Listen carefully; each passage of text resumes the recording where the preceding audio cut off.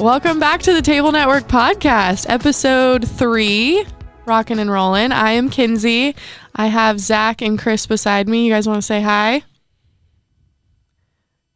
They are doing something to me that I'm not entirely sure what's happening. Guess I'm leading this entire talk. We're trying to get up your percentage. I Getting see. the percentage up. Great. Okay, well, It hurts a little bit. it's really painful. Yeah. At least we're depend on you. unified. We were not unified. We were unified. Yeah, But we that felt were good. totally unified. I felt very isolated in that moment. And that's what we're trying to overcome. Yes. Would you So say, try on this behalf again of together. Zach, I'm sorry. what about on behalf of you? Why are you still looking at me? Can you continue the conversation now? All right. Welcome to the Table Network Podcast. So this is a continuation of conversations that we get to have each and every month as we gather really across Austin, Texas. So we launched 2 new locations last time. We're able to gather both people who are listening online. Most of you guys are from Austin, but a west location and a downtown location. And it was amazing. Yeah, I loved great. it. it was a lot of fun. And so we hope you guys will come and join us in person, either for a Table Network or for DCX. But until then, we're excited to do this to kind of fill the gaps. Yeah. And so at each Table Network, we get to talk about the things that guide both our personal and professional lives. Mm-hmm. We realize those things overlap in real ways, in real meaningful ways. And so we want to engage the things that affect both areas. Mm-hmm. So this year, we've really set our intention. We're building towards unity. This year is the fight for unity. And we just want to take each episode and break down one step in that fight for unity. Mm-hmm. So today we're talking about the barriers to unity. Yeah. So I don't know if we're going to use that first part where we recorded or not, but Definitely. I think it was really good. if we are, I think that's a great example of what happens when your teammates just throw you under the bus. Yes. See, and now you unity saying is that not. we have to use it. So Yeah. that was a good move. example. Yeah. That was a good move. Okay. And by the way, Wow. you handled it so well. Yeah, you couldn't see the fear and panic all over my face. Go to YouTube and you can see the fear and panic all over her face. It's not a good feeling. No. Especially when you're recording a podcast for people to That's listen right. to. A podcast about unity. But we talked about in our last podcast this idea that unity is incredibly important, and we kind of illustrated a little bit, when we first got going, on what it's like when you're not unified. Or when you think you're going to be, Even and worse. then it doesn't go the way that you planned. Especially when you're a planner by nature, Yes. which we appreciate, Yeah. and we're unified on that. Yeah. It didn't feel that way. But But it is a good example. Last time we talked about why unity and some of the benefits that come from really pursuing that. But it's hard work. Yeah. It takes time, and it's a journey. It's just one step at a time, and you have to fight for it. And so today we're just going to try and identify some of the barriers, some of the things that hold us back from living kumbaya and unity. That's right. So what comes to mind when you guys think about some barriers to unity? For me, the first one that is probably the biggest struggle for me is pride. It is so difficult for me to live in unity with other people when I'm the most important person in the room to myself. And so, just this concept of humility, it's just obviously it's a tough one, but for me it's very, very difficult, especially when I'm in a position of maybe authority or high responsibility. It's hard to balance like humility and responsibility. But yeah, pride's a tough one. yeah, well, and I feel like you and I have very different personality types. We've discussed that before. You're an 8 on the Enneagram. I'm a 2 on the Enneagram. Yeah. And a 2 deals with pride in a very different way, but it's very, very real and something I struggle with as well. But in the opposite sense that I hide in that false humility. Yeah. And that I definitely value myself in a way that I don't want to speak up because I don't want anything to conflict that value that I've set in my mind. And so it looks like humility, but really it's me being too scared to actually say what I think or feel out of fear that it's going to show up in a way that I don't want, that perception I don't want for people to see. And so I struggle with it too, but in the opposite sense where you wouldn't think that I would because I'm hiding. So that's pretty cool to think about from the perspective of maybe a litmus test then to like the pride humility is how much unity exists. Yeah. Yeah. That's Do you feel like you can show up and show up fully? Yeah. Yeah, because in order to prevent like from showing up inadequately, you just don't show up. Yeah. I get that. Yeah. I don't want to mess up. I want that perception that I have it all together and that I know all the answers, but anything that I say that might contradict that, I don't want to do it. And so I'm always like the last one to speak, or I don't want to speak up out of fear that I'm going to say something stupid or wrong, or that I'm going to look silly.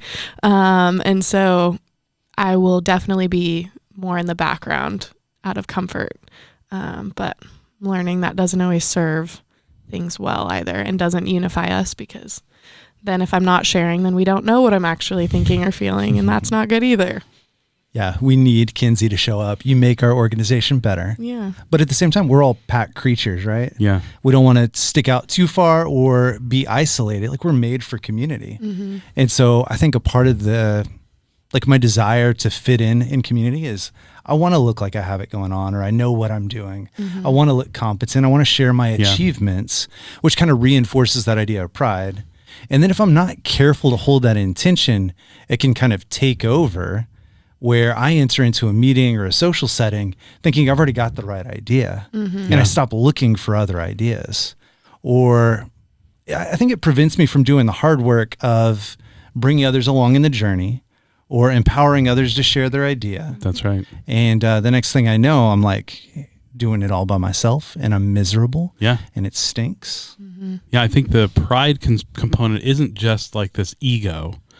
It's more than that, or more complicated than that. So for me, a nuance of that is like I have such a high like responsibility that I feel like it's my responsibility to take care of everyone all the time. Take care of everyone. Take care of everyone. Well, does everyone need to be taken care of? Like, what a thing to assume. And so that's a component of pride. It doesn't let somebody else show up in a way that allows us to unify, because I'm the first one to jump into this, like, hey, let me take care of you. So we're not talking about necessarily like this ugly narcissistic pride. We're talking about just the underlying maybe compulsions that we have, or narrative that we have in our own head as it relates to how we interact with others. Like, pride is what you do to protect your ego. Yeah. And we do that all very differently. Oh, that's interesting. There's a book by Donald Miller called Scary Close, and he talks about how, like, at the core, we have this insecure version of ourselves. Yeah. That then we find social ways of covering up. And maybe it's by being the funny guy, or maybe it's being the smart guy, or the kind girl, or whatever. And we start to just add layers. And so vulnerability really comes in pulling back those layers and sharing your full self to bring others along in the journey. Yeah, that's another key element to humility, is vulnerability. And that always invites unity. Yeah. Now, people may not always step into that well, but it invites it. Yeah. Yep. Which, it just shows me like how often we get this wrong and how many different ways we can screw this up. Yep. So let's go to your second favorite way to screw this up. Well, I kind of alluded to it. I think fear for me is a huge barrier. I'm very fearful of a lot of things. One, showing the fullness of who I am and being able to step into that. But then I'm fearful of how people are going to receive it. And that, it freaks me out. I don't like it. Even not talking about it makes me feel uncomfortable. But I think that's a huge barrier to unity. If I'm too scared to show myself, I'm too scared to have hard conversations, I'm too scared to hold people accountable, like, where are we going to go from there? Yep. You have to step into that uncomfortable area. I'm just speaking that over myself right now. Hey, you do a great job of it. Thank you. Every time you get on the mic. That's right. And I think culturally we've reinforced this idea by saying a leader has it all together, right? Like, they're assertive and powerful. They're the guy behind the mic. There's like this leadership mystique where you don't want to share any of your weakness or your vulnerabilities. Yeah. When people look at me and Enneagram, Zach looks happy, Mm-hmm. and he can be well spoken, but behind the scenes, like up here in this back part of my brain, I'm a scared little kid. I'm scared of what people are going to think, or if I'm going to say the right thing, or if I'm leading people in the right direction. And so fear is one that I think we all have to battle in different ways. Yeah, I remember we were all going through the Enneagram, and we got to the section of Enneagram 7. So we were talking about like how certain Enneagram numbers, like they're motivated by certain components. And we got to Enneagram 7 being motivated by fear. You were like, I hate that. Yeah, wait, what? I am scared of nothing. Right. I do stupid things all the time. But then in a social setting, when it plays out like, hey guys, do I mad? Like, am I like adding to this emotional fear. conversation? Yeah. Yeah. Oh, a total mess. Not fear. And then I do wing 6. And so there, you've learned this is a healthy, it presents in like crazy irrational ways where I see the worst case scenario unfolding. Yeah. Kind of like everything is a final destination. You've seen where you're driving down the road and all of a sudden this leads to that.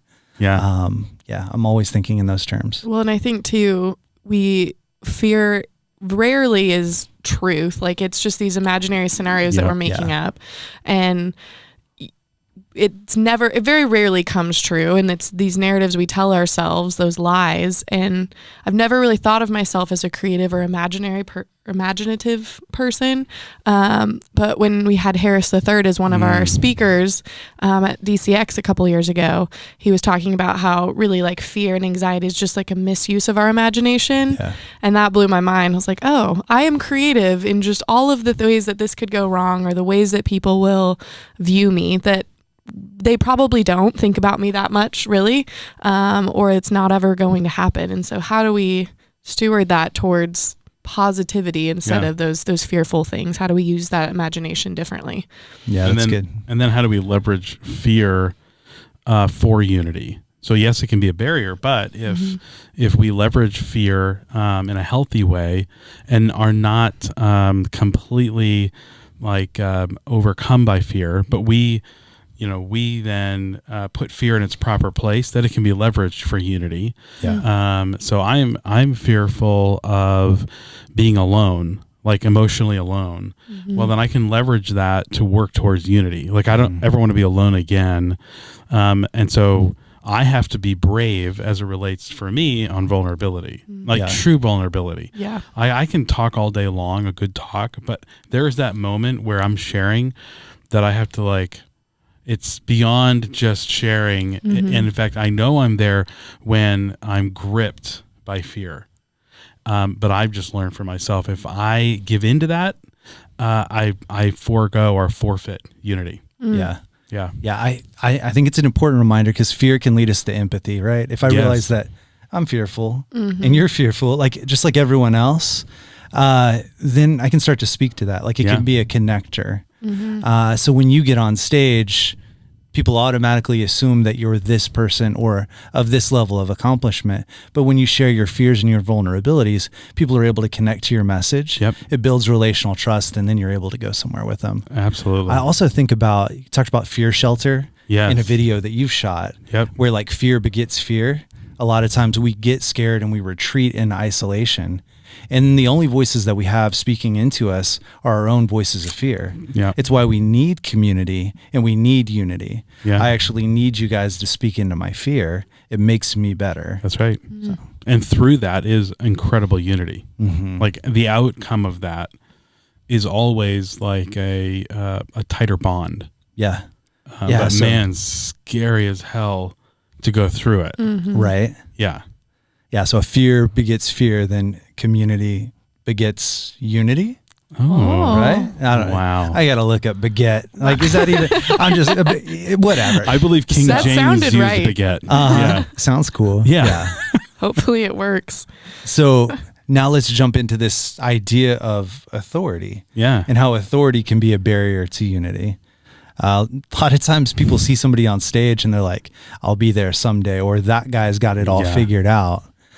We have views on authority in the workplace, usually like from the most unhealthy examples of authority. You think of that manager that like just went off on you, or you're a spot on the schedule to them. Right. What do you guys think about? I always refer back to like raising my kids and seeing the real negative of relying on authority for relationship, for outcomes. And so, yeah, there's this barrier that gets put up between people when you want to, like, I'm your dad. Do that because I'm your dad. I told you so. And it just always creates this spirit of compliance or rebellion, neither of which, in fact, both of those are the opposite of unity. Yeah. And both of those things drive you to loneliness and isolation. And then the converse of that would be, as a kid, like, I remember my mom being a pretty, bold authoritarian. Well, it's like, all right, I'm gonna back away from that, even when she wasn't being an authority. It's like, well, you're still my mom. Like, I still want to show maybe undue honor and respect, and I don't mean that we go around and dishonor people, but it's like, well, I'll never be at that position, or this is like on a pedestal, this person or this position, and it's like, well, it's unachievable, kind of like what you were saying before. And so it happens to me on both ends of that spectrum of authority kind of getting in the way of unity. Yeah. I think if you're relying solely on authority to get you where you want to go, you're going to be in a world of hurt. But if you have that, Chris, you talk about that investment into people, and it's not bad that you are the owner of this company. Like, that's not a bad thing. The fact that you are an authority isn't what's bad. It's if you only use that. If you never got to know any of your people, if you never invested into the people that you get to do this business with, then that's bad. And I think far too often we do rely on that authority because it's easier. You don't need that investment piece. You can just say, hey, this is what I'm doing, because it's kind of lazy.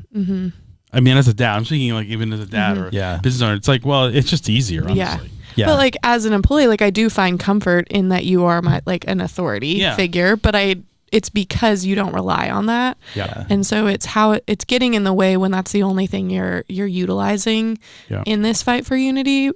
But then, in the converse, the way that we view authority, but then also the way that you view authority within yourself. And that's an interesting conversation too, of, the way that we're intimidated by people in leadership or in authority, but then also you have to think about the ways that other people are viewing you too. Yeah.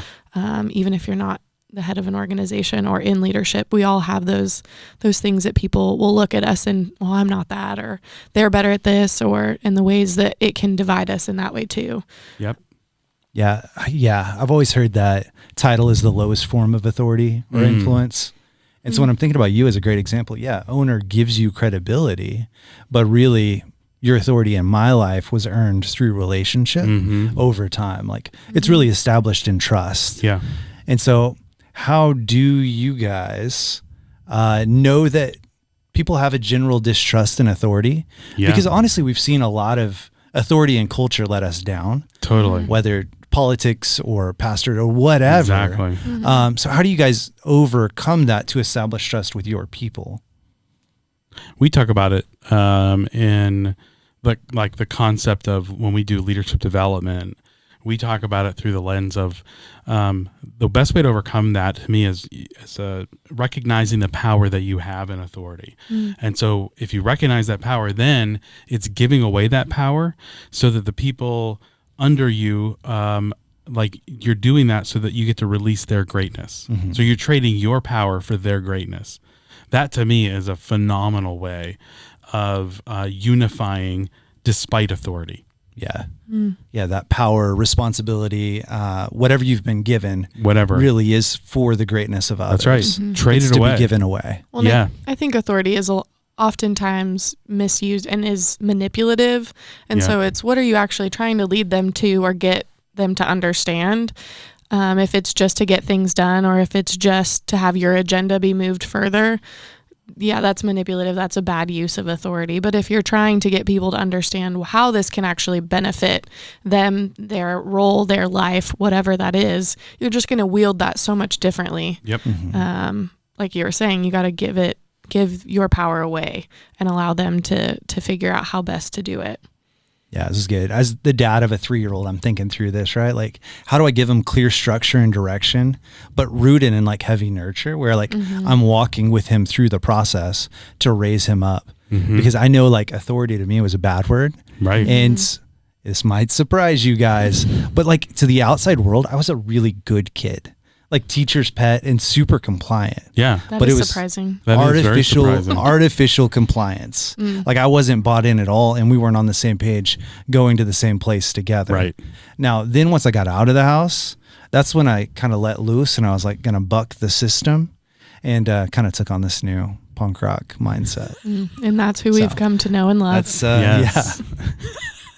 No, All I right. believe it. I do. I was a good kid. Yeah. Right, Mom? All right. So then the last one is this idea of ideology. Yeah. And so let's start just by breaking down the word ideology and what that means, because then we'll recognize how that gets in the way of unity. For me, the context right now in our day and age has a lot to do with politics. So you have a lot of people in media that spout ideology all the time. In fact, they even use it as a weapon to talk about the other guys. And it's this great divide politically that kind of, there's this dogma to me associated with this ideology. And that dogma is my ideology is right, your ideology is wrong. Well, yeah, because if they're the bad guys, then I'm the good guy, right? It feels great. Yeah. Yeah. So that's a derivative to me of our worldview. And that worldview has a lot of different traits to it, but beliefs being one of them. Well, ideology is to me, kind of like a proclaimed, belief. It's like, this is what I believe about X, Y, and Z, and saying it in a way that leaves no room for anybody else to potentially or possibly be right. It can be very, very divisive. Yeah. Like my belief is the ultimate belief. Yeah. And I start to value that over even hearing the beliefs of others. That's right. Or I've heard it said before, like this concept of, well, what do you do with a belief that somebody holds that is in, diametrically opposed to your belief? Well, the answer to this to me is how we get to unity. Yeah. It's like, well, that person isn't wholly defined by that one belief. And if I throw them away, then I have zero shot at unifying or even like influencing them maybe away from a belief that's like, I think earlier we were talking and you were saying that there might be a scenario by which murder is okay. Well, I just said I hadn't thought about it enough. Oh, okay. Don't call the cops yet. We were just talking about fixed beliefs, and I was like, I don't know that right now that I have a lot of dead set fixed beliefs. And you're like, well, we can all agree that murder's wrong. To which then I asked the question, I don't know if we need to get into this. If you could travel back in time and kill little 8-pound, 6-ounce baby Hitler, would you? That would be murder, but would it be justified? And then you just get into all these crazy conversations that we'll share over a meal at the table. No, I'm just kidding. Oh my gosh, I feel so uncomfortable right now. But this does highlight something important, that fundamentally, like, we are all very different people. Like, I enjoy talking about those weird backyard conversations, time travel conversations. I could talk about it for hours, and it would make you so uncomfortable. Well, I don't know if necessarily it would make me uncomfortable, but the fact that we're talking about it for other people to listen to makes me extra uncomfortable. I'm inviting them into the journey. This is vulnerability. Yeah. We're just practicing what we preach. We talked about before, is a key to unity. But we talked about before is, should people be fearful to share their ideology? No. Well, and then I'm like, oh, what are people going to think when they listen to this podcast and they think Zach wants to go back and murder Hitler? Are they going to be for you or against you? I don't know. But that speaks to like a larger. I didn't say that I wouldn't. He didn't go on either side of it. But that speaks to a larger, I think, conversation around ideology. Is like, is it bad to state your ideology? How do you state it? I think we can only really work these things out by being willing to be vocal and then work them out in community. Would I do that? Would I not do that? I really don't know if I should do that until you guys give me real-time feedback. That's right. Which needs we need to hear your ideology. Right. I have to be willing to air it, and you guys have to be willing to give me real-time feedback. I've heard it said before, like you have to be willing to risk. You have to be willing to risk offending someone in order to constantly have your ideology challenged. That's good. We shouldn't try to be offensive. Yeah. But risk the offense in order to have our ideology challenged. Really willing to put yourself out there in a very raw way. In a raw way. But I think too, there's levels of trust and like a sense of community that needs to exist. Like I wouldn't advise going and doing that on social media for people to just give you all the critique and feedback. Right. In a safe space with people you trust that know and care about you. And people that on social media or internet in general, like where you are not fighting for unity, you're just probably fighting to be right. Yeah. Which that kind of begs the question. Yeah. Do I need to unify with everyone? Should I value the opinion of everyone, or should I find my tight knit little community and the people that I can? But to rewind a little bit, like I think it's cool that ideologically we're all very, very different. Yeah. But we're still able to unify towards a purpose. Yes. That we don't have to agree on everything, but we agree on the main things. And that's the common ground that we're able to build off of, relational bridge. I think that actually then, as long as we're unified in those things, our differences actually give us a competitive advantage and a stronger organization and kind of round out our community. Well, where do you say, because I agree, where do you say ideology then becomes that barrier? It's when we use it to like, you have to believe this in order for us to unify, or where would you say that is where it goes wrong? Why is it a barrier then? I think the thing is, and we see this in like our current cultural climate, there's a lot of ways to screw it up with ideology, a lot of ways to use that or reinforce that as a barrier to either protect myself or my beliefs, or to push people away. And so it can be reinforced through pride, like my beliefs are the right beliefs, and I'm not even willing to enter into a relationship with you because you don't believe everything that I believe, or I'm not even going to create that space. Yeah, agree to disagree kind of mentality. It's like, well, can I love someone even though we disagree on, certain ideology or beliefs? Absolutely. In fact, honestly, like my faith calls me to love everyone. And so for me to then throw certain subset of people away because they have different beliefs is antithesis to my beliefs. Yeah. Well, because here's the other piece of that. Like, I really think belief can only be shared or communicated like through relationship, right? Right. The bigger the relational bridge, the more weight it can carry bigger beliefs at that point. Yep. And so I think a lot of times the problem with ideology is that I'm trying to force you to believe what I believe without having the bridge to be able to handle the transfer of that belief. I'm saying you just need to conform. You need to be like me. Right. And so then I'm almost flexing that authority piece also. We've talked about it before in this concept that we need to invest to influence. So there is like, here's my ideology. If you don't believe in this ideology, you're wrong.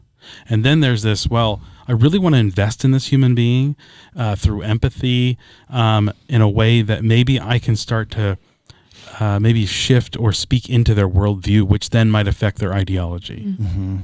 Yeah. Would you say people would find that manipulative at all? Like you have an agenda you're trying to push? Not if it's authentic and you're truly empathizing with the experiences they've had, with, their personality. If it's true empathy where I'm trying to figure out like, where are you coming from? I can at least come to an understanding of your ideology. It's like, I know this is going to get into a weird conversation, but yes, you're going to love it. So, I remember having a conversation with a particular leader, and I asked a question in our leadership development time: is there a belief? I think I used the word that if somebody held it, you would refuse to lead them. And the answer was, if they are racists, I would refuse to lead them. And I get where they're coming from. But what better way to influence that ideology than to make them feel known, heard, and valued? Now, I don't need to like like falsely or lie to them Mm-hmm. and say I agree about racism in order to change your mind, but I can pour into them. I can love and serve them in a way that is an investment in such a way that I might gain influence in that one particular maybe area of their life. Mm. So if it's, to me, manipulation is leveraging your emotion to get something I want. Whereas like casting vision, let's say, is leveraging my emotion, passion, excitement, to get you something that I believe is best for you. Mm-hmm. And so I think it's best for you if that person's out there and obviously, might be a racist, well, then obviously it's better for them to recognize that every human being has value. And so how do you get that influence? Well, I've got to invest into them. Mm-hmm. So I know it's tricky because it's like, well, there are certain ideologies I just want to be separate from. Like, I don't want anything to do with it. Mm-hmm. That being one of them. But if we just all go on our separate corners, Mm-hmm. then there's no ability to influence. Mm-hmm. Yeah. If you take that like Amish retreat type approach, then you lose like any engagement, any opportunity that you would have had. That's right. But I think you hit on a key point. Like, is it manipulation? Well, I got in a long conversation on a back porch with a bunch of youth workers one time. And I was like, leadership is manipulation. Fundamentally, I still stand by it, but manipulation has like this malicious intent to it. Mm-hmm. And so now I would say it's not manipulation, it's actually love. Like you extending yourself for the well-being of another person. That's healthy. That's leadership. Yeah. Leadership is influence. Mm-hmm. And when you do it with love at the core, then your employees and everyone around you is better. Yeah, love being like, you think, in your mind, you think that the outcome they would benefit from. Mm-hmm. Yeah, it's for their well-being. Yep. Yeah, well, I've heard it too. If you truly believe something, wouldn't it, if you didn't go share that with somebody, then do you actually care about that person? So Right. if you believe that to be true, but you're not unwilling to go have a conversation about it, do you really believe it to be true? Yeah. Because it's limiting to some extent your comfort level. Yeah. And so you do need to put yourself in circles where maybe you totally disagree, and that's actually going to make you better. And what an extension, what a way to show somebody how much you love and care about them, that you're willing to engage in that conversation Yep. for something that is different than what you believe. Yeah, I think as humans, we love an echo chamber. Mm-hmm.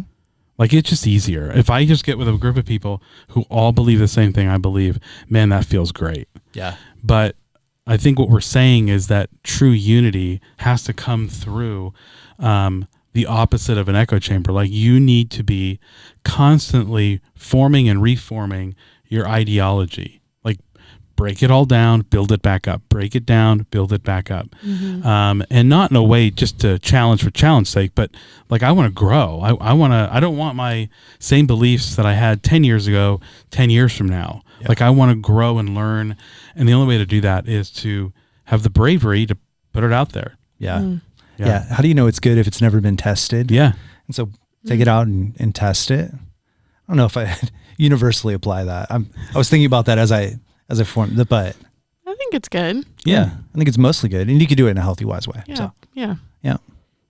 Put yourself out there. See what happens. That's right. Kenzie and I don't mind shooting it down. Yeah, I believe that. So, It's all to make and you I better. trust you guys to do that. That's right. That, yeah, I was thinking earlier, we were talking about that. So it's this idea like a looking glass theory. And so basically I'm going to show up and I'm going to say things, or I'm going to do things, and I'm going to watch how you guys respond to me. Mm-hmm. And if I get praise for it, then I'm probably going to do it again. Mm-hmm. Or if I get dumped on, like just entertaining, killing baby Hitler, then I probably won't do that again. Great. And so we actually are all growing to our best selves together. Mm-hmm. So But that needs to happen, like, again, through those trusted relationships. totally. And I think, so yes, trust is incredibly important, but you want to be with people, you don't want to build an echo chamber of people you trust. You want to build a community of people that are different from you, that you trust, to speak into and give you different points of view, not 10 points of view that are the exact same as yours, just to affirm you. That's Yeah. right. Yeah. I think that this, really all four of these, you could kind of sum up maybe with this concept that it's always better. Obviously, when you're kind of in this process of establishing trust with people, it's always better for unity's sake to ask more questions than statements. Like the more that you're stating, it's just, if you can be curious, and I know I struggle with this, but if you can be curious and ask questions, authentically, genuinely ask questions, I think it will drive more towards unity across all of these four barriers that we've talked about, as opposed to dogmatic statement after dogmatic statement. And I know I've had to learn this lesson and continuing to learn this lesson the hard way. Things just click in my mind. And so then, because I'm also an Enneagram 8, I just say them.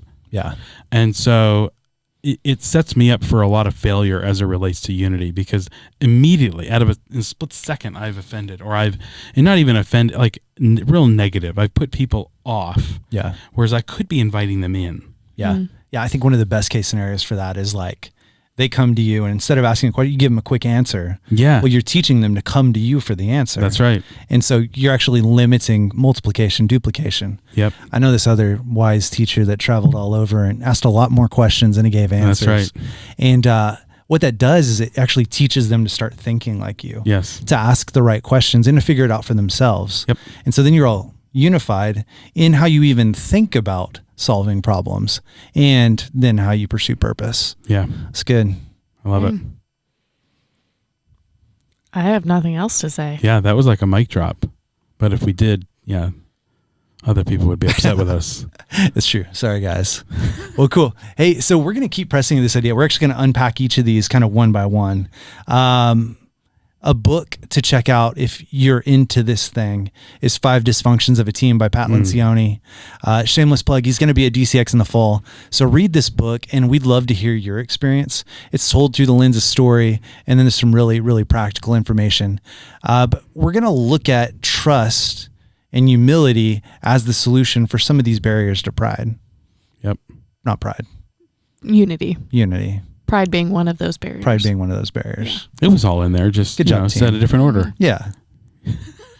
Unity, pride, trust, barriers, purpose.